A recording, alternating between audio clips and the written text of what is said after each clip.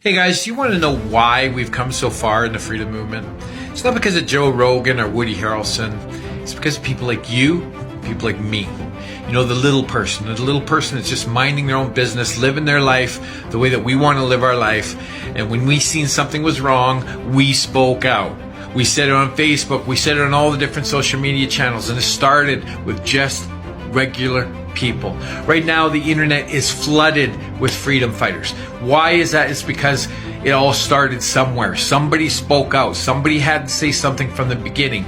And then, you know, after a year or so and millions of people joining the fight, and another year and more millions joining the fight, eventually someone like Joe Rogan or Sting or Pitbull or any of these other celebrities have spoken out. They eventually seen the people, they seen what we were saying, and whether they were awake or not, the conscience, they wrestled with themselves and said, you know what, I have to say something. And that's what it takes. It takes pushback from every single citizen. So whenever you think, you know, I'm just one person, what can I do? I want you to rethink that. Because one person can change the world. One person can cause a ripple out there. And another thing I want you to note, don't idolize anybody. Don't idolize any of the front people of any freedom movement organization, including mine. Don't idolize celebrities. And when you don't do that, you're not worried about controlled opposition. You're not worried, you know, who a person is or any of that stuff. You're just worried about what people say. And I don't have to worry about if Woody's dad is CIA and he's an operative and all this stuff. I don't care.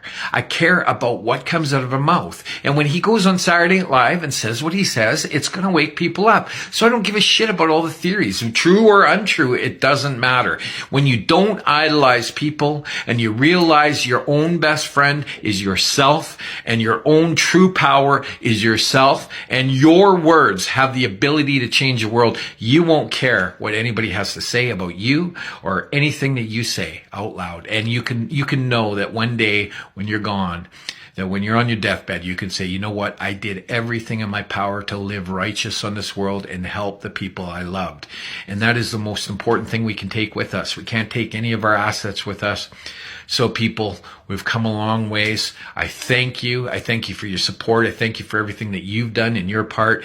And for all of you that are still staying silent, I understand why.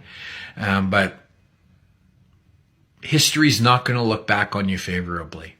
Get involved in this fight. It doesn't matter that you're late to the game. It doesn't matter that you said something bad to somebody a year ago or you're in the opposite side a year ago and you realize you got your foot in your mouth. None of this matters.